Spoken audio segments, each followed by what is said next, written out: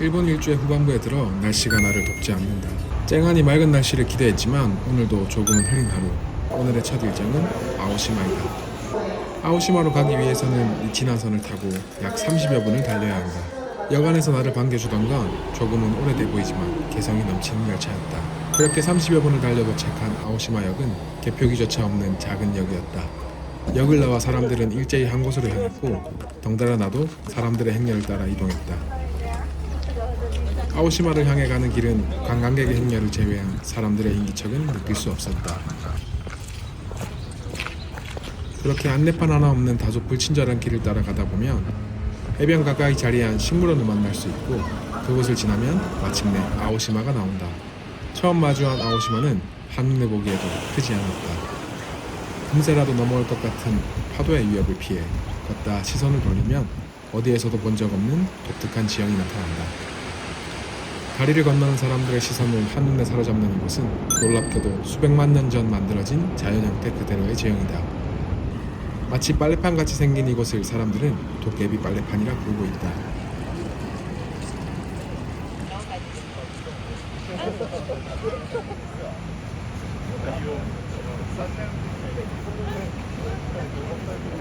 이러한 독특한 지형 때문에 주말을 맞은 많은 관광객이 이곳을 찾고 있었고 파도가 세서 그런지 서핑을 하는 사람들도 보였다. 아오시마 섬 내부에는 이렇다 할 구조물이 없지만 유일하게 작은 신사 하나가 위치하고 있다. 비록 신사의 규모는 작지만 관광객들과 현지인들로 붐비는 곳이었다. 또한 이곳은 일본 내에서도 인연을 맺어주기로 유명한 신사여서 그런지 손을 맞잡은 커플들이 유독 많이 보였다. 그래서일까 왠지 더 외로워지는 곳이었다. 여보 보고 있나? 신사의 오른편 작은 문을 따라 들어가면 조금 전과는 전혀 다른 풍경의 장소가 나온다. 일본 갔다가도 야저수술 때문인지 휴양지에 온 것 같은 느낌도 들었다. 길의 끝에는 작은 신당이 하나 있고 신당의 뒤편에는 무수히 많은 도자기 파편들이 보이는데 자세히 보니 사람들이 무언가 소원을 빌고 이곳에 도자기를 던져 깨뜨리고 있었다.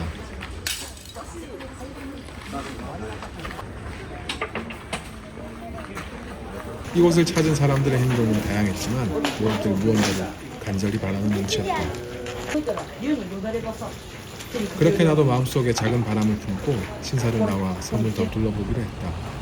신사 이후의 길은 관광객의 발걸음이 뚝 끊겨 있었는데 그래서인지 아오시마 섬의 풍경만을 오롯이 느낄 수 있었다.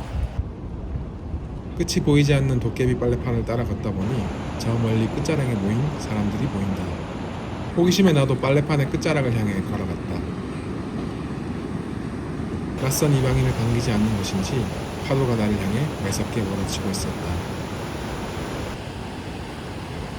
보통 이곳을 찾는 관광객은 아오시마 신사를 본 후 돌아가지만 혹시 이 영상을 보고 여길 찾는 분이 있다면 나처럼 온전히 한 바퀴를 돌아보기를 추천한다. 한 바퀴를 다 도는데 40분이 채 걸리지 않지만 그 이상의 만족감을 느낄 수 있는 곳이었다. 다시 역으로 돌아가는 길에는 아까 보았던 식물원이 무료이길래 잠시 들러보기로 했다. 식물원의 내부에는 볼거리가 풍부하지는 않지만 푸르른 잔디밭을 거니는 사람들의 모습들로 마음이 절로 평화로워지는 곳이었다. 하지만 날씨가 너무 더워서 나 같은 뚜벅이 여행자들이 햇빛을 피할 공간이 있었더라면 하는 아쉬움이 남기도 했다.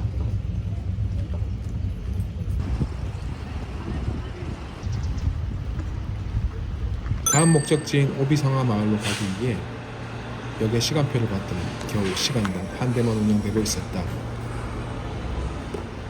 역은 사람의 기척이라고는 느낄 수 없어서 모르는 사람들이 봤다면 폐허가 된 줄 알았을 것이다. 얼마나 기다렸을까 역으로 열차가 들어왔는데 아니 글쎄 들어온 열차는 예약을 해야만 탈 수 있는 테마 열차였다. 하지만 이 열차에도 자유석이 3석 정도 있다는 사실. 패스권이 있는 나는 완전 럭키우구잖아. 덕분에 운이 좋게 탑승할 수 있었던 열차는 해안선을 따라 달리며 오비로 향했다. 도깨비 빨래판은 아오시마 섬에만 있는 줄 알았는데 이곳 해안선 많은 곳에 심심치 않게 볼 수 있었다. 또 명색이 테마 열차여서 그런지 열차 판매도 이루어졌고 오비에 다가갈 무렵에는 구연 동화까지 해주셨다.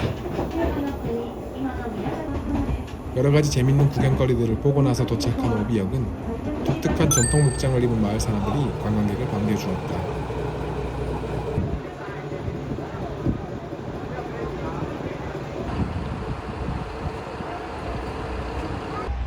역시나 역 자체는 수개표를 할 정도로 작은 규모였고 사무라이 마을을 표현하는 듯한 동상이 서 있었다.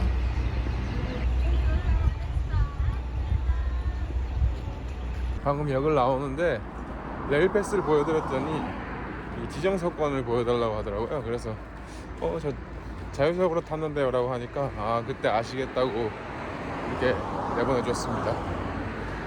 좀 당황했어요. 그런 해프닝이 있었습니다. 저는 지금 오비성화마을이라는 곳에 가기 위해서 오비역에서 내렸고요. 진짜 한적하네요. 지금 골든위크가 시작됐는데 오비성화마을에 가봐야겠지만 지금 여기 분위기는 되게 한적하고 좋습니다. 여기서부터 성화마을까지는 걸어서 20분 정도 소요됐다. 가는 길은 유난히도 푸르고 아름다워서 지루하지 않았다. 분명 질리게 들은 골든위크의 악명인데 왜인지 이곳은 예외인 듯하다. 편의점도 마을 중심부에 이르러서야 간신히 발견할 수 있었다. 본격적인 성토로 이어지는 길의 좌우측으로는 과거의 모습을 그대로 간직한 목조주택들이 가득했고 이들은 주로 관광객을 위한 카페나 숙소로 활용되고 있었다. 일본의 다른 소도시들이 그렇듯 이곳도 다른 곳과는 다르게 시간이 흐르고 있었다. 작은 마을 구석구석 표시된 지도를 보지만 한눈에 잘 들어오지는 않는다.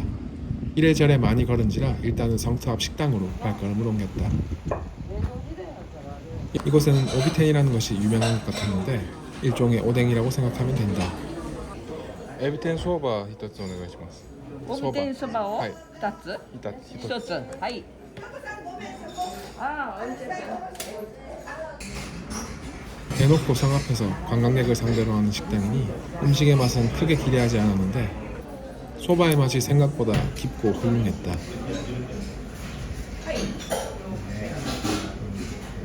처음 먹어보는 오비텐은 생선살, 두부, 흑설탕, 된장 등이 들어가서 그런지 약간의 향이 있었지만 우리가 아는 오뎅에서 크게 벗어나지 않는 그런 맛이었다. 큰 기대 없이 먹기에 무난하게 맛있었다.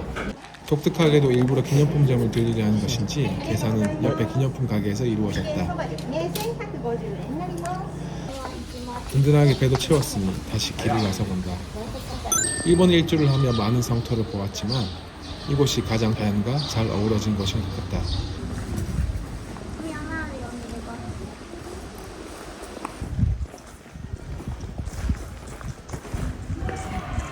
우연히 내 발길을 잡은 표지판. 나도 서둘러 행운의 나무들 사이에 서본다. 뭔가 보기 충만해지는 기분이다. 오비성터는 초등학교와 붙어있어 무방비로 학생들이 촬영되는 고충이 있는 것 같았다. 이외에도 성터 내부에는 여러 관람시설들이 있었지만 나는 문화재 관람보다 자연과 어우러진 이곳의 풍경이 더 보고 싶었다.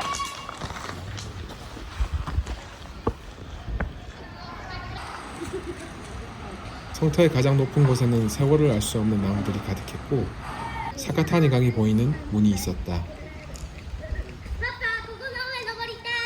만약 내가 사진작가였다면 이곳에서 꼭 한번 촬영하고 싶은 그런 장소였다. 이윤하는 성터를 나와 마을을 거닐었다. 큐슈의 교토로 불리는 이곳답게 교토의 고즈넉함이 물씬 느껴지는 골목이 가득했다. 중간에 활쏘기를 체험해볼 수 있는 공간도 있었다. 이곳의 풍경도 나를 놀라게 했지만 가장 놀랬던 건 말도 안 되게 깨끗한 수로였다. 얼마나 깨끗한지 가재가 살고 있을 정도. 그런 맑은 수로를 따라 형형색색의 잉어들이 돌아다니는데 참으로 놀라운 광경이었다. 짧았지만 여기까지 온 수고가 아깝지 않았던 구경을 마치고 역시나 몇 안에 있는 열차의 시간을 기다린다. 인스타 릴스 속 과장된 필터 속의 풍경이 아닌 진짜 자연의 색감. 나에게 오비는 그렇게 기억될 곳이었다. 몇 년도부터 이 길을 달렸을까. 천장에 붙은 선풍기가 달그락거리는 열차를 타고 다시 미야자키로 향한다.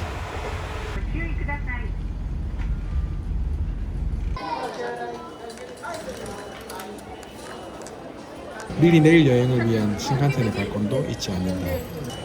승차권을 받으십시오. 저녁은 숙소 앞 패밀리 레스토랑을 찾았다.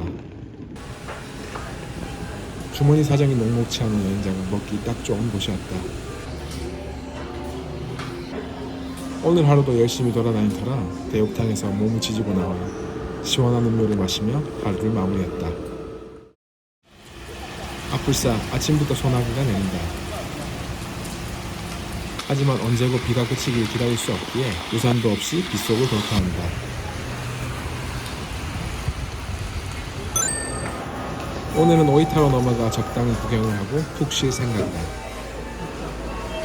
일본 여행을 하며 가장 부러웠던 것은 빵의 가격이 저렴하다는 것이었다. 그런 연유로 나 같은 빵돌이에게는 일본은 유혹의 천국이다.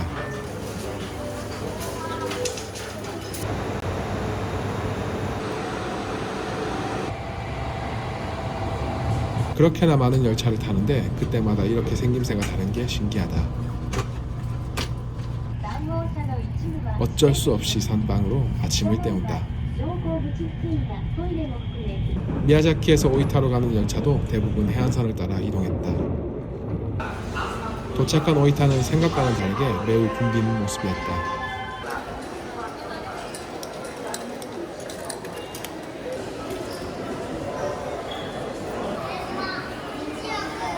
오이타역 앞에는 기괴하고 커다란 풍선 장식이 있었다. 이유나는 아침부터 내리는 비를 피해 서둘러 숙소 체크인을 하러 이동했다. 골든위크의 영향인지 아케이드 거리에도 꽤나 많은 사람들이 있었다.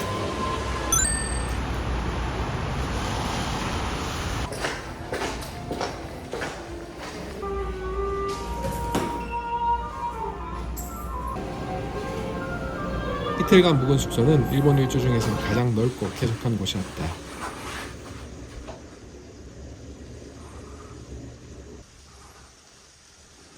거기에 웰컴 드링크로 와인 한 잔까지 제공돼서 정말 만족도가 높았던 곳이었다.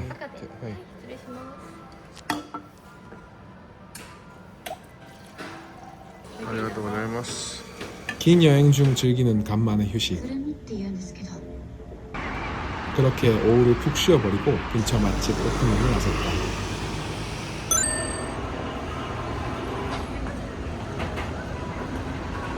엄청난 검색 신공으로 찾아낸 현지인 앤 관광객 맛집.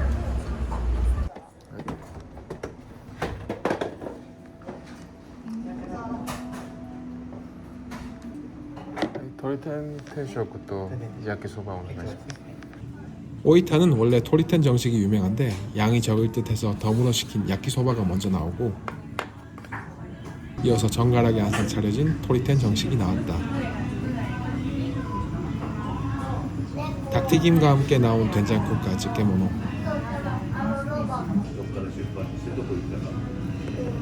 소문처럼 닭튀김은 아주 바삭했고 간도 적절한 것이 밥도둑이었다. 같이 나온 버섯 된장국도 생소하게 레몬이 들어갔지만 의외로 꿀좋아. 반면 야끼소바는 내용물도 부실하고 면의 익힘도 부족해서 실망적이었다. 그래도 맛있게 먹고 오이타에서 휴식을 마무리했다.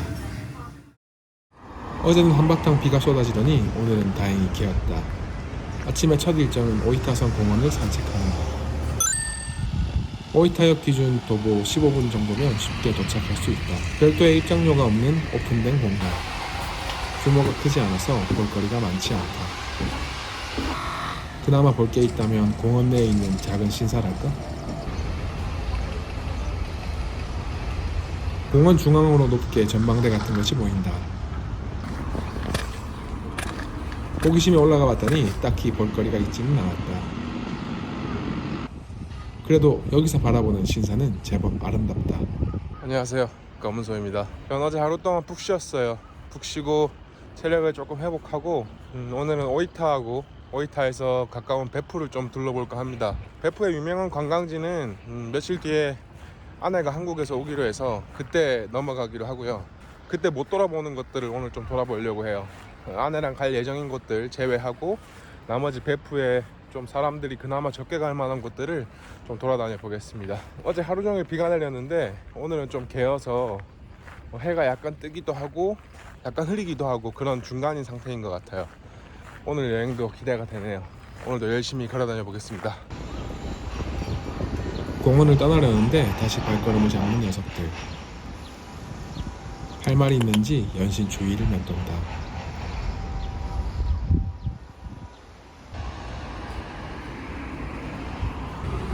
다 똑같은 풍경들의 도시 같지만 그곳에서도 관심을 기울이면 새로운 볼거리가 가득하다. 신호를 기다리는데 역 옥상으로 전망대 같은 건물이 보였다. 당장 가볼까 했지만 일단 베프를 둘러보러 이동한다.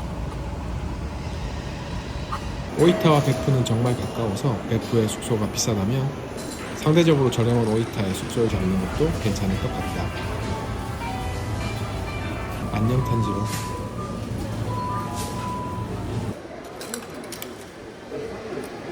오이타역에서 니포본선을 타고 약 10분이면 베프에 도착할 수 있다. 베프의 명물 온천 홍보물과 함께 한눈에 들어오는 작은 역이 나온다. 보통은 여기서 지옥온천으로 향하는 버스를 타겠지만 지옥온천은 며칠 뒤에 보기로 하고 첫 번째 목적지를 향해 출발.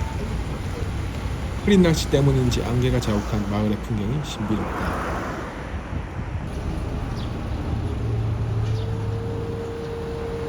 여기는 얼마 전에 화재가 있었던 모양이다. 하치만 아사미가 신사가 있는 마을은 입구부터 큰 토리가 있었다. 어디선가 토리 이후부터는 신의 영역이라고 하던데 그래서 그런 건지 가는 길에는 사람 한 명 보는 것이 힘들었다. 마을 입구에서부터 얼마 지나지 않아 조금은 작은 토리가 나온다. 아까는 몰랐지만 작은 토리를 통과할 때는 무언가 공기가 달라지는 느낌이었다. 입구에는 한참을 올려봐야 하는 거대한 두 그루의 나무가 서 있고 그 안으로 들어가자 정말 환상적인 풍경이 나타났다. 얼마나 멋졌으면 이곳이 너무 좋아서 나중에 아내와 또 방문할 정도였다. 가만히 있어도 마음이 평온해지는 것. 약간은 흐린 날씨가 이곳의 있기들을 더욱 아름답게 보이게 했다.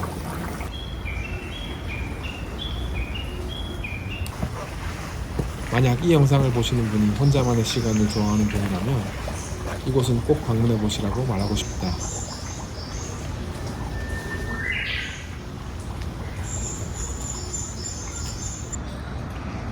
베프에 온 지 얼마 되지 않았지만 이곳을 오면서 걸었던 길들이 그리고 이곳의 풍경들이 온천만 보고 가기에는 아깝다는 생각이 드는 곳이었다.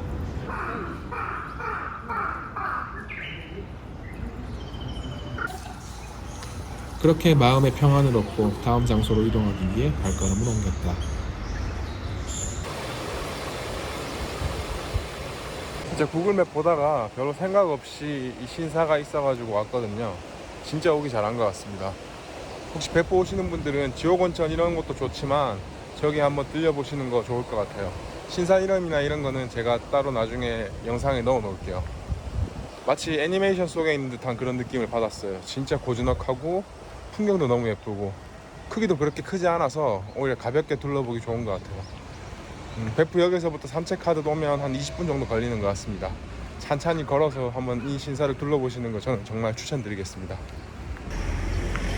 신사에서 거의 직진으로 쭉 걸어오면 베프 공원을 만날 수 있다.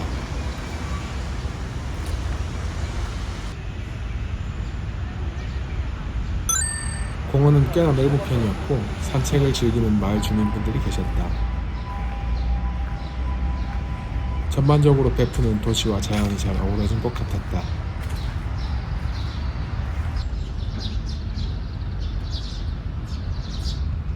공원에서 잠시 고개를 돌리면 혼자만 우뚝 솟은 글로벌 타워를 볼 수 있다.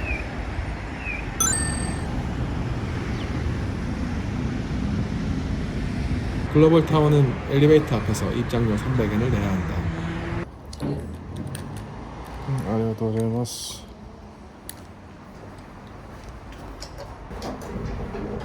이후 바로 옆에 엘리베이터를 타면 전망대가 있는 꼭대기로 올라갈 수 있다.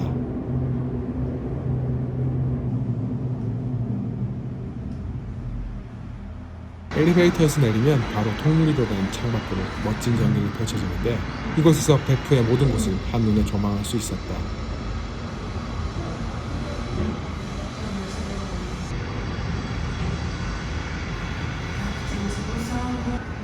아내가 있다면 사진을 찍어주고 싶은 멋진 계단을 따라 한층 더 올라간다.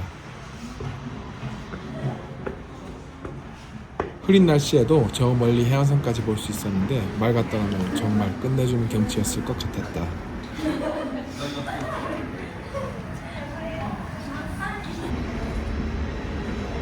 저 멀리 산 위로 라쿠텐치 놀이공원도 보인다. 딱히 이후에 목적지가 없는 발걸음이라 직선으로 뻗은 길을 따라 가기로 했다. 뜬금없이 보이는 항구가. 여긴 뭐하는 곳인가 했더니 한국 놀이집이었다. 걷다 보니 어느새 베푸타워까지 왔는데 전망대를 보고 온지라 밖에서 보는 걸로 만족하고 돈키호테를 구경했다. 보다 보니 우설이 너무 싸서 사고 싶었으나 먹을 방법이 없어서 포기. 마지막으로 베푸의 바다를 둘러봤다.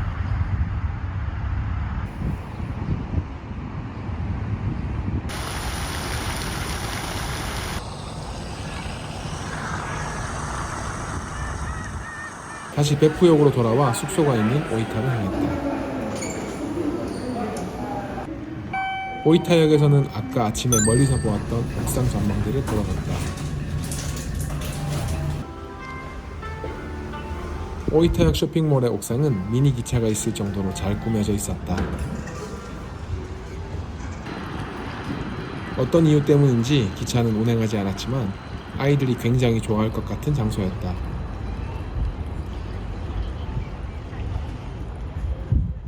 한쪽으로는 바베큐 거리가 있었는데 영업 전인지 대부분 문이 닫혀 있었다. 그 거리를 지나면 작은 토리들도 있었다. 전망대만 보고 오려고 했던 옥상에 생각보다 볼거리가 많았지만 이제 최종 목적지인 전망대로. 독특한 구조물에 특별한 것이 있는 줄 알았는데 창문 몇 개 뚫린 그냥 전망대였다. 그래도 이렇게 오이타 시내를 내려다볼 수 있다는 것으로 올라올 만한 가치가 있는 것 같았다. 저녁은 오키나와에서 처음으로 유명한 스테이크 집을 들렀다. 야파리 스테이크가 가장 유명한 것 같았고 주문은 자판기로 할 수 있었다. 난 240g짜리를 주문하고 자리에 앉았다. 좌석 앞에는 다양한 소스가 있고 밥과 국, 샐러드를 프리로 제공하고 있었다.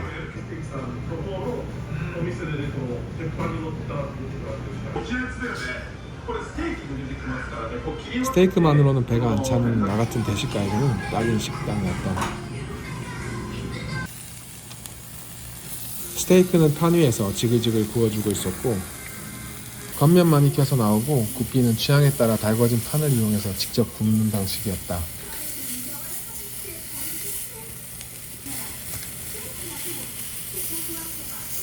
편의점이라 크게 기대하지 않았지만 생각보다 고기의 질이 괜찮았다. 오키나와 점은 줄을 서서 먹는다고 하는데 오이타에 온다면 한 번쯤 들러도 좋을 것 같았다.